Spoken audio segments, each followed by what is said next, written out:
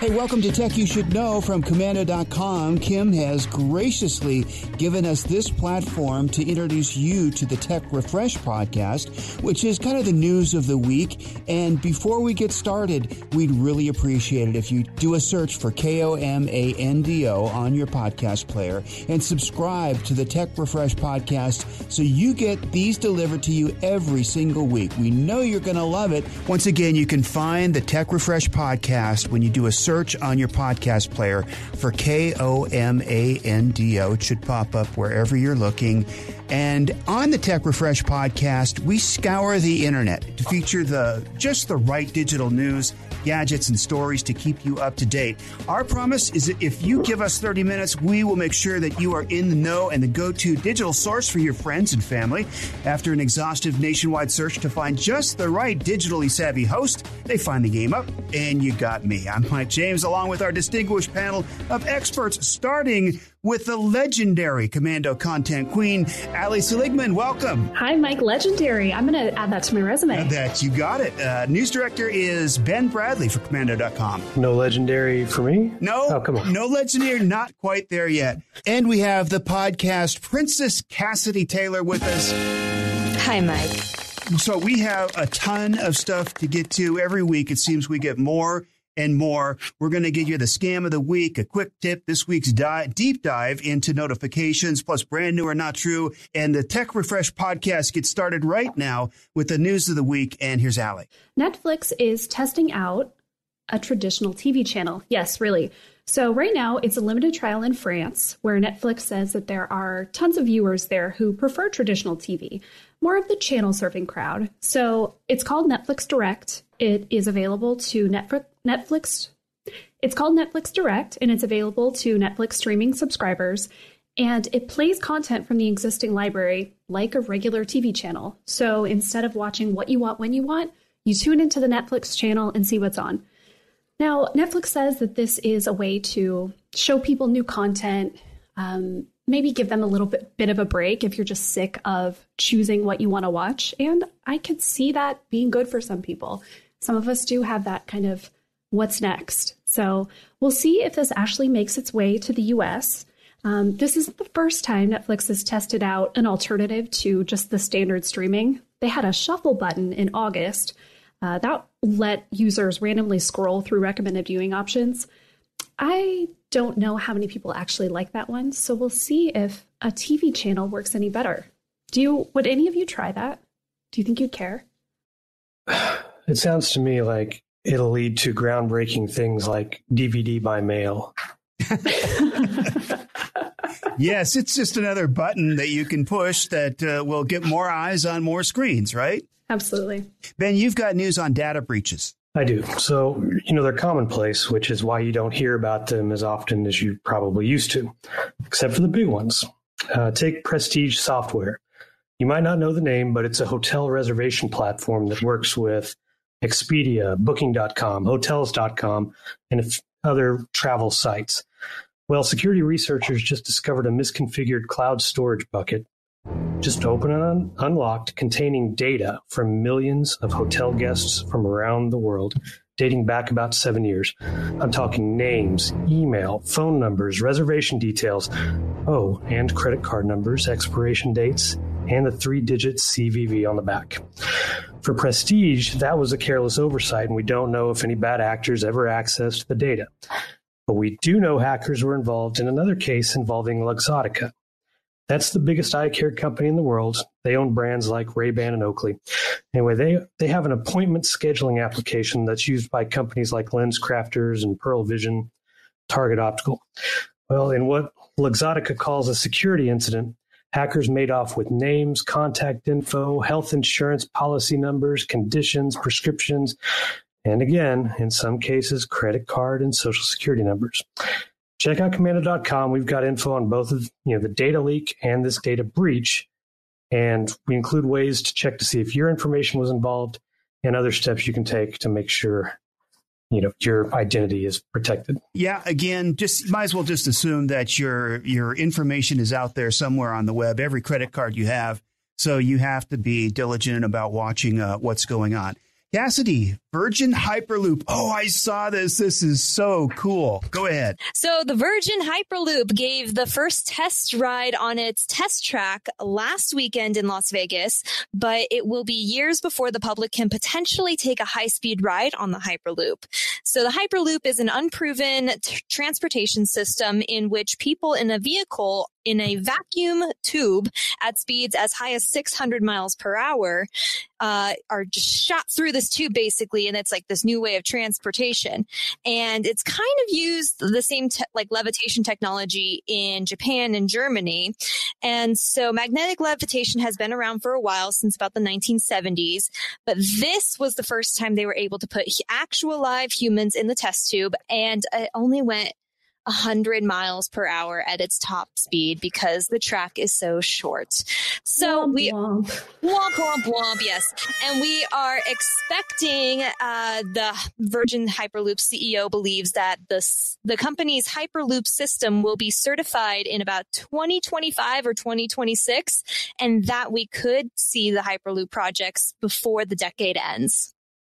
Imagine that, going eventually over 600 miles an hour. The current one in Japan, I believe, goes about 230 miles an hour. So you can go pretty fast if you want to just take a quick trip to Japan. The biggest issue here is the government. It's the amount of money it takes, the amount of land it takes, and it's going to be interesting to see if it ever gets the green light ever, because it's something like $17 million to $120 million per 6 miles or per mile, something crazy like that. It's too much money. They've already actually raised on that over $400 million, and most of it's Virgin Galactic or Virgin Atlantic or, that company that's doing it. All right, Allie, you have more news. Fake Clorox and Lysol websites? Yes, sadly. So the coronavirus is surging again, and that means things like toilet paper and cleaning supplies are disappearing from store shelves. This is not new, but scammers are back at it, making fake websites to sell people products that either don't exist or are in some way a ripoff of what they think we're getting. Now, in this case, it's Lysol and Clorox products. The URLs for the websites are usually, they involve the name somehow, buy Clorox, buy Lysol, but they're not the real site. You go there, you think, wow, I got this thing that's out of stock everywhere else at a great price. And then it either never arrives or something gets to your door and it is certainly not the real thing. Now, these are bad enough. FTC is warning about it. So stay diligent. Don't click ads, and be very careful. If you find something that's out of stock legitimately everywhere else on the internet, this brand new website where you found it, probably not legit. Also, double check the terms of the sale. Can you return it? Are they charging you a bunch of weird shipping and handling fees? Who pays for the return? And make sure you pay with a credit card if you are going to buy, because that way, at least you can file a claim if you never receive anything. Deja vu all over again, I guess. I noticed this weekend, too, Costco, where I go to, was out of toilet paper and paper towels again. I don't know if it's store-wide everywhere, but... Yeah, I just grabbed a giant pack of toilet paper on Amazon because our store was out, too. Nice. Okay, Ben, you've got... Is it a mac and cheese event? That would be cool. No? I wish that, I really dig the mac and cheese, but no, this is Apple. Okay. And dealing with their Macs. But mac and cheese, if they made some, no, off the... Anyway, well, Apple just put on a third virtual event in as many months, and this time the star of the show was the Mac. What's under the hood, anyway. See, a few months ago, Apple said it was moving away from Intel chips to make its own in-house. And now they have. It's called the M1, and it's based on the chip that's in some of the latest iPhones and iPads. And Apple says it's faster than 98% of PC laptops sold over the past year. Here's the interesting part about it, though. The M1 isn't just similar to the chips in iPhones. It can actually make Mac computers more like iPhones, like waking up the very second you lift the lid. And you'll also eventually be able to run iPhone and iPad apps on your Mac, so you can work seamlessly between devices. Anyway, the M1 won't be in every Mac just yet, but it's coming to 3 right now, and you can pre-order a new Mac Mini, a MacBook Air, or a 13-inch MacBook Pro, which starts shipping next week. And they're talking about some crazy battery life on some of these, like upwards of 20 hours video playback. Whoa. As one of Apple's VPs put it during the presentation, the M1 chip makes everything buttery smooth. That would be very nice for some of the editing I do. Honestly, if I could get a Mac to even last 3 hours doing actual editing, it would be a dream of mine. You're paying for it $1,250 for the entry level MacBook Pro. That's actually not that bad for a Mac. I mean, the top of the line ones are over $1,500, aren't they? Oh, you max out, I think, $2,000-3,000 pretty easy. Isn't there a $10,000 one? I think so. And there's that one that looks like a big cheese grater. I think that's the $10,000 one. And we're back to mac and cheese. There you go. See, we've got goes back around. A new monochrome camera. Tell us about it, Cassidy. I noticed that you skipped over the name, and I bet it's because you can't pronounce it because exactly it's German. And I had to take this opportunity to kind of express the little bit of German I know. It's pronounced Leica, and Leica cameras have been around for a while. And basically the thing about Leica cameras is they're incredible, but they're also incredibly hard to use. They are not user friendly at all, but they are a very niche market of cameras that people really tend to like sometimes if you're really one of those avid people that wants control over every single setting in your camera. And so basically what they did, I am a longtime lover of old vintage cameras. I have the original Polaroid in my bedroom, like with the accordion lens kind of deal. Yeah, I have all the original cameras I could possibly find out of my grandfather's garage. And so when I heard that they launched a monochrome camera, just black and white, I was very interested. What was not very fun was the price tag. Roughly $5 short of $6,000 for this Leica Q2 monochrome camera. And just like 2020, it seems about right. You know, we're all facing a financial downfall, and let's just throw a $6,000 camera that only shoots in black and white and is not user friendly at all. And I thought this was very cute. What one writer said about it was, some people find the constraints of this camera liberating and broadening rather than limiting, like writing a haiku or a sonnet or shooting with a single prime lens. Restricting your photo vision to black and white falls into the same category if you can afford the luxury. That doesn't sound backwards at all. Let's just write haikus. That's free. Right? I can write a haiku for free. I can't buy a $6,000 camera, at least not yet. No. Just ahead, the scam of the week. We've got a quick tip for you, and this week's deep dive, we're going to take a look at notifications. And next, it's brand new or not true. Now, just by default, I'm like 0 for 2 so far. So I should be able to win this week and guess the not too product. We'll tell you about that in just a moment. It's next on the Tech Refresh podcast from Commando.com. We are back on the Tech Refresh podcast from Commando.com, and before we get to brand new or not true, we have a quick tip we want to share with you about downloading Disney. Cass. Each streaming service has a different policy for downloading video content and watching offline. Netflix was a major holdout until 2016, but Disney Plus allowed this option right away. The download icon is located at the bottom of the menu, and using the Disney Plus app, you can also download as many titles as your hard drive can hold, which is very lovely. This feature is most handy for when you want to download the latest Mandalorian episode while on your home Wi-Fi before hitting the gym, especially when your gym's Wi-Fi is less than amazing. Right on. Thank you, Cassidy. And that music means it's time now for America's newest national game show sensation, where you can play and guess, is it brand new or not true? Every week, literally thousands of new products, sites, apps, and services are announced in the technology world. Some are destined for greatness. Others, they're not quite there yet. Oftentimes, the products sound so crazy, outlandish, and just ridiculous. You sit back and think, what were they thinking? And before you know it, tech just created its newest millionaire. When playing Brand New or Not True, we'll present you, the home listener, with 3 products, sites, or ideas, and it's up to you to decide which of the 2 is brand new, and through the process of elimination, we're going to find out which one is not true. 1 not true, 2 true. We're going to start with Cassidy, your product.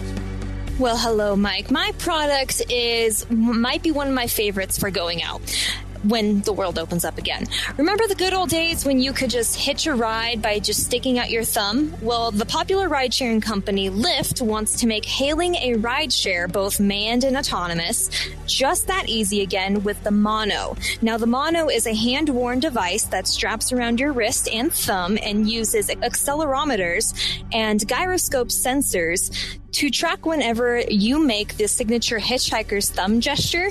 From there, the device will automatically call the nearest available Lyft ride to your location.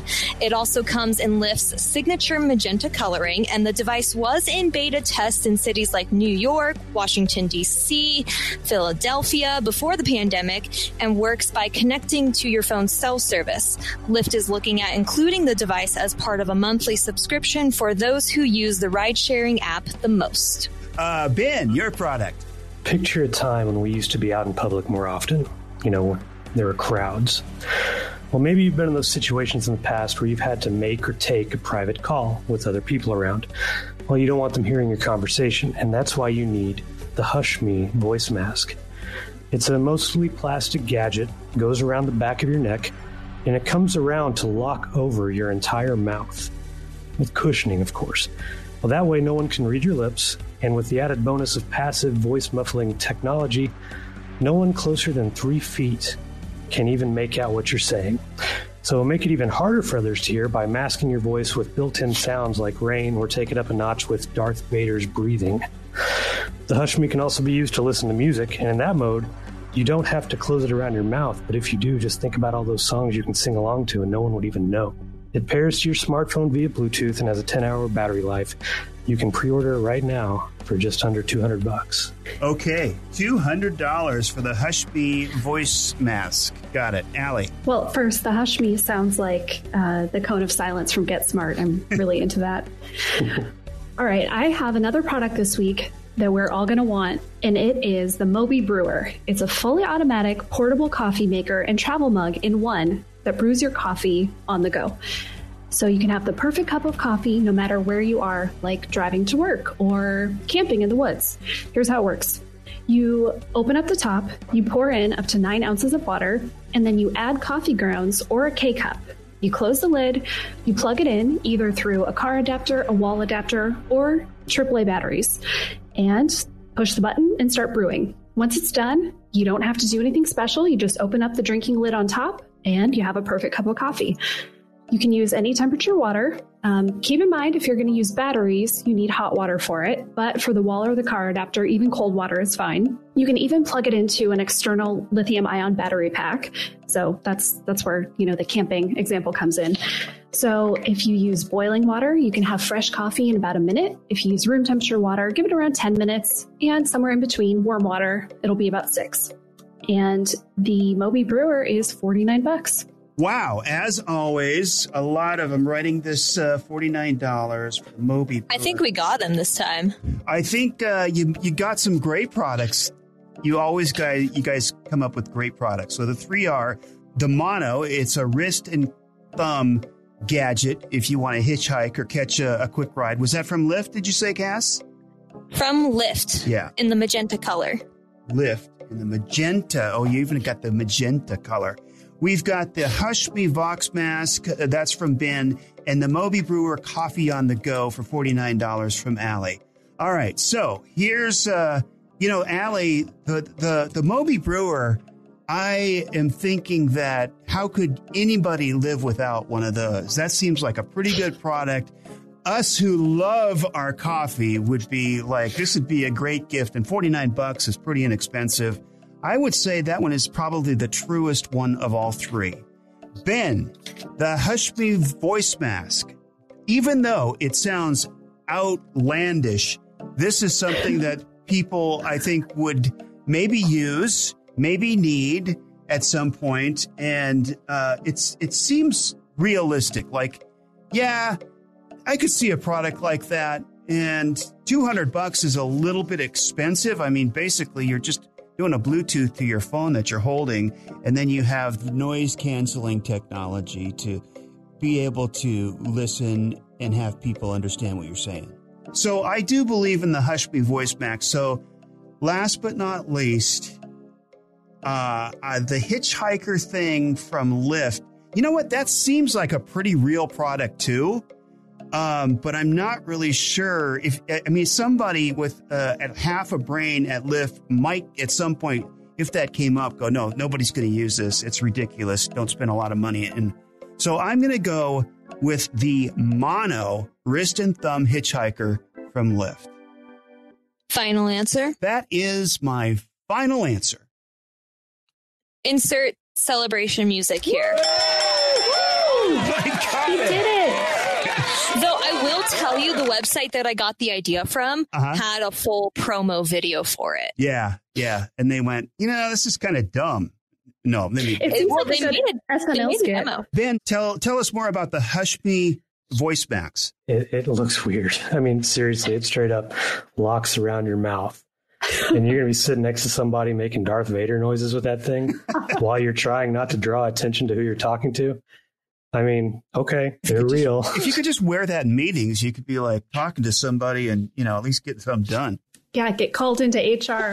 When Ben was reading his product description, I made a face at Allie like, oh, did we both do fake products? Did he miss the memo that I was doing the fake one this week? Oh, no. How are we going to recover? And Allie, tell us more about the Moby Brewer. This is on Kickstarter. It's fully funded. No surprise there because this thing seems awesome. There are a few other of these portable coffee maker and mugs in one, but this one is different because it takes K-cups and it works really quickly. And you can just do it with batteries. Yeah, you need boiling water, but it seems pretty awesome. So, you're totally right, Mike. For $50 for a coffee lover, this is a really cool gift. Brand new, not true this week, and we've got lots more for you, including Deep Dive with the Alley and notifications coming up next. Also, a little bit later on, a tribute to Alex Trebek on Tech Refresh from Commando.com. As a major research institution, Arizona State University offers the most online bachelor's degree programs, along with world-class faculty and dedicated support. Discover why ASU is ranked #1 in innovation for 9 consecutive years. Tap to learn more. Welcome back to the Tech Refresh podcast from Commando.com. And every week we give you the inside scoop on what's going on in tech, so you're in the know and the source of tech information for your friends and family. If you haven't already, please remember to subscribe just by going to your podcast player and in the search type in KOMANDO. Look for the Tech Refresh podcast. Hit the subscribe button. We really appreciate that. And every week about this time, we take an in-depth look into issues that affect the technology lifestyle. And this week, we take a look at notifications with Allie. Well, I have talked probably too much on Kim's show about my disdain for notifications and how many notifications I get and just how sick of it all I am. So a few weeks ago, actually maybe a little more now, I went through my phone, my computer, my desktop I work on, and my laptop, and I got all my notifications in order. Now, I'm sure we all know this is a recurring issue, right? You get a new app or sign up for a new service, have a new extension, and like that, more notifications. So it's definitely a process, but I was thinking a little bit about why does it feel like there are so many for me right now? And I think a big part of it is working from home and connecting with coworkers and everyone else kind of more in this remote way. Before, during my workday, I could basically ignore my phone because if somebody at work really needed me, they would call my office phone. I'd get an email and I'm sitting in front of my computer. But at home, it's messages on GChat. It just, I guess, feels like there's a lot more pressure to see those things quickly and respond to them. And, we're in a little bit different situation. So, Mike, you and Cass are at the office. Ben and I are at home. So, Ben, I'm curious if you kind of feel that same way, that you have a different relationship with all those buzzes and beeps and, all day long. It's a love-hate relationship. I'm well aware that it's a double-edged sword because I have so many turned on, like, not just messaging, texts, Google Chat and all these, but different news sites and product sites, whatever it is. So it gets to the point where it's almost like white noise, or in this case, white buzzing. I don't know, but you almost ignore it sometimes. Now, it keeps me in the know because you get enough in a row, then probably you've got multiple news sites sending something out. And so you always know what's happening pretty fast.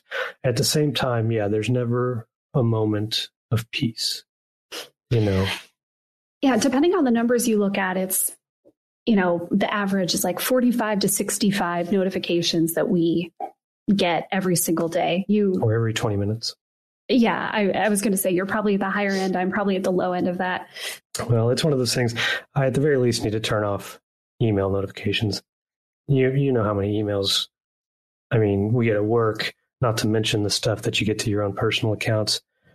I just need to go in, and maybe that'll help a little bit. I actually turned off all my notifications years ago because when I was a college kid and stuff, I have arguably 1,000 unread emails. But that's my spam email account anyways. That's where I sign up like all the junk business stuff I have to get, to get 5% off. Just give us your email. That's the email I give them. But I'm looking at my phone right now, and if you text me, I don't know about it. If you message me on social media, I don't know about it. I have to go and check it. So I have 235 unread text messages. Oh my gosh. Wow.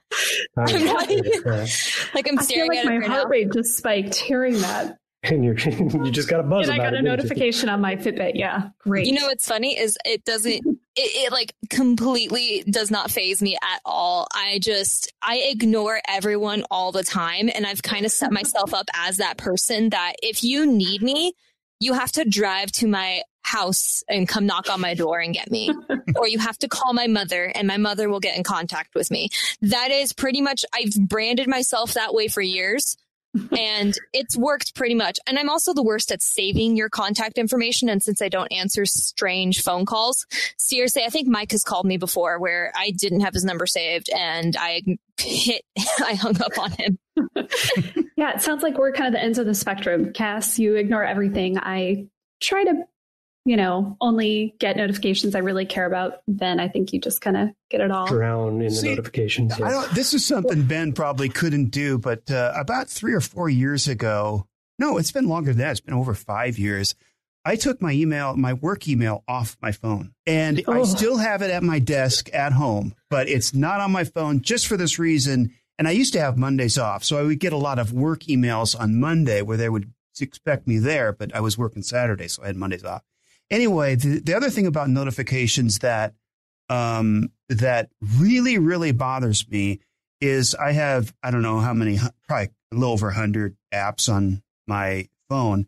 But what really bothers me is if I don't use an app over a long period of time, they flip up this notification of, oh, have you heard of Uber Eats? You can actually get your food delivered now. Like, I didn't know that. So we miss you. Come back. Yeah, it's marketing. I get it. But listen, I don't want to hear from you if I don't have your app open. And I haven't done it yet, but I was thinking I should just delete that app. I only use it like once or twice a year anyway. Yeah, that kind of is you get those messages and it makes you remember, oh, I should get rid of that. I don't care about it. Or, they're hoping you think, oh, yeah, Uber Eats. But really, it's just like, oh, I need to. Yeah, I know it's there. Yeah, if I want notifications make you slave to your technology. I'm not going to lie. Yesterday, I got an Uber Eats push notification for like a 2-for-1 at one of the local restaurants I like, so I totally jumped on that. Oh my gosh! I gotta say, pizza has caught me on that a couple times. My preferred pizza ordering app, Papa John's. Every now and then, Papa John's. Every now and then, I'll get a notification from them. Right when I'm thinking about it. Oh, of course. It's perfect pizza time. They know when you want it. They so know when I want it. And honestly, if I'm like Papa John's and my boyfriend are probably the only two people that can get me to look at my phone. So when I went on my get rid of notifications spree, this works on iPhone and Android. Probably my favorite way to quickly deal with them so that you're not, if you have a ton of apps, like you said, Mike, you can get sucked in forever going through the entire list. But I just kind of do it passively when I get a notification from an app that I don't want. If you look at the notification, if you just press down on it with your finger, you can just stop the notification right there. So so you that's turn a it really off easy forever. way. Yeah. Disable notification. Yeah, that's true. But yeah, I get it. It's so annoying that when you don't have that open, when that app is not open. It's the Tech Refresh podcast. And one of the things that folks ask us most about is what's going on with scams. So up next, we're going to take a look at the scam of the week, and then also still to come a tribute to Alex Trebek. It's Tech Refresh podcast from Commando.com.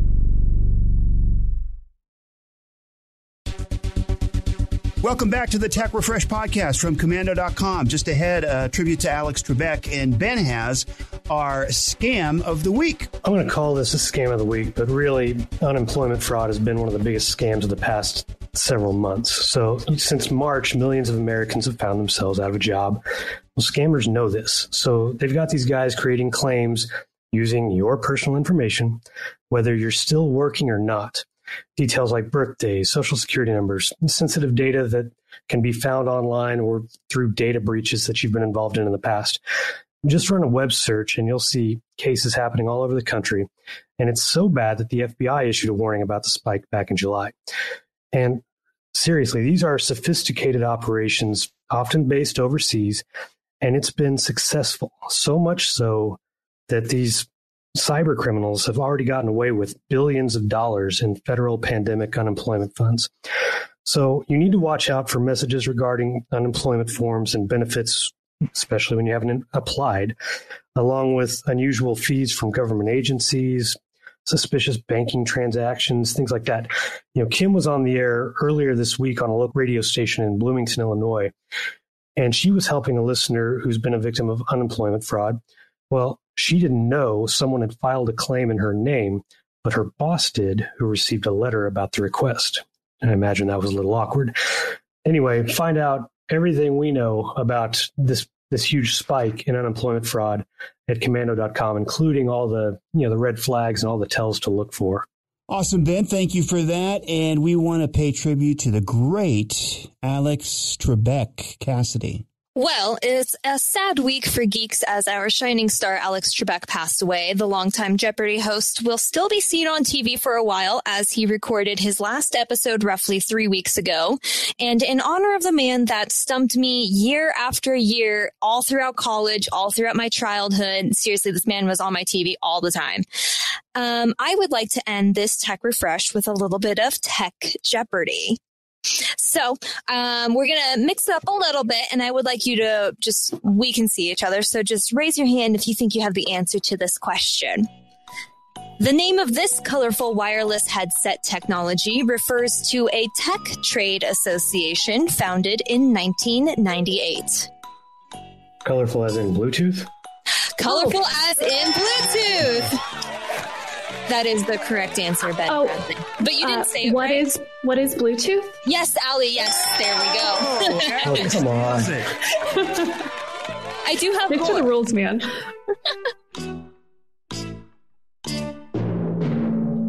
But yes, we are all very sad that Alex Trebek has left the human world. However, if you heard anything about his last day on this planet, it was absolutely the way he wanted to go out. So it's all good. He feels happy with his life, as he has said many times, and he did everything on his last day that he wanted to do. So it's really a good ending. And with that, we're to the end of the Tech Refresh podcast. Thank you so much for listening. Thank you guys, our distinguished panelists, for helping us out with the Tech Refresh podcast. Also, thanks to Kim Commando for allowing us the Tech You Should Know podcast to kind of share this with you. Hey, don't forget to subscribe by looking up KOMANDO on your favorite podcast player, or you can search the Tech Refresh podcast at commando.com/podcasts. And also, don't forget, we would love to hear your feedback on what you like about this podcast, what you don't like, what we could do to be better. You just send us an email at podcasts, plural with an S, at commando.com. We look forward to hearing from you, and we'll see you again next week from Tech Refresh Podcast.